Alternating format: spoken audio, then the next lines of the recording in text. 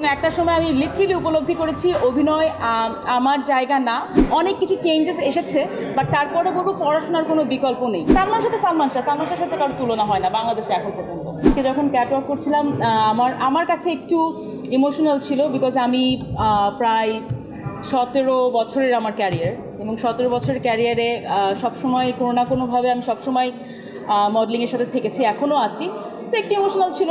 কোর্টে খুবই ব্যস্ততা থাকে। আমি সকাল 5:30 6টার দিকে আজকে উঠেছি, কোর্টে গিয়েছি, কোর্টে ছিলাম বা 8:30, এবং এত বৃষ্টি, এবং আমি মনে করেন প্রচুর লম্বা বারান্দা, তো মানে হাইকোর্টের, তো হাঁটছি সব কাদা মাটি সব কিছুর মধ্যে। আমি চিন্তা করছিলাম কিছুক্ষণ পর আমার জাস্ট ফ্যাশন শোতে ক্যাটওয়াক করা লাগবে একটা হাই হিল করে। সো লাইফের যে ডাইমেনশন, একটা লাইফের একটা স্টেজের বিউটি আছে, এবং ওইটা উপলব্ধি করতে পারাটাই আমার মনে হয় সবচেয়ে বড় সাকসেস।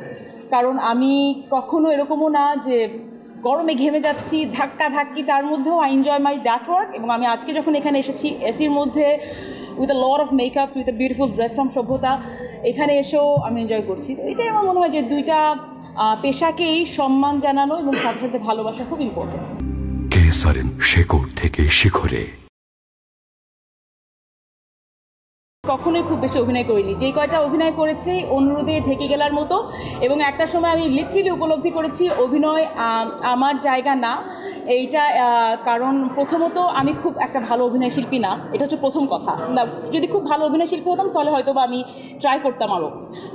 আর তার থেকেও আমার মনে হয় যে বড় কথা যে আমার সময়, যেটা আমার সময়ের খুব স্বল্পতা। কারণ আমার সবসময় আমার আইনের পেশায় পড়তে হয়েছে, আমার নিজের ব্যবসা আছে, আমার ফ্যামিলি আছে, পাশাপাশি মডেলিং তো আছেই। তো সব কিছু মিলিয়ে, এবং আমার মনে হয় আমার দেশের প্রতিও আমাদের কিছুটা দায়িত্ব আছে as a sensible citizen of Bangladesh. তো আমার মনে হয় সেখানেও কিছু দায়িত্ব আছে। সব কিছু মিলে আমি একটু ব্যস্ত থাকি, তো ওখানে যে পুরো যে সময়টা দেয় আমার পক্ষে, আমার মনে হয় আরেকজনের জায়গা নষ্ট করা। সো সেই কারণে আমি অভিনয় আমাকে খুব কম দেখা যায়। দেখেন, আমি অনেক ছোটোবেলায় একটা প্রেম করেছি, এবং সেই প্রেম করে একটা না, তার আগে একটা ছিল, আবার অনেকে বলে বসবেন, সেই কারণে একটা প্রেম করার পরে সেটা বিয়েও করেছি।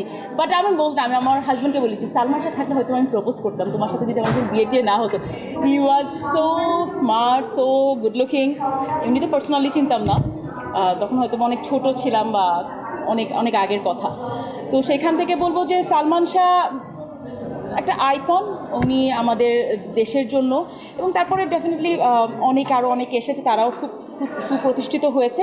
কিন্তু থাকে না কিছু জিনিস দাগ একেবারে কেটে থাকে মনে।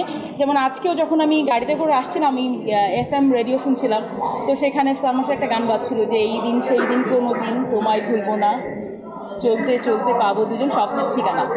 সো হয় না, এগুলো সবসময় মনে গেঁথে আছে। তো হ্যাঁ, মানে সালমান শাহের সাথে কারোর তুলনা হয় না বাংলাদেশে এখন পর্যন্ত।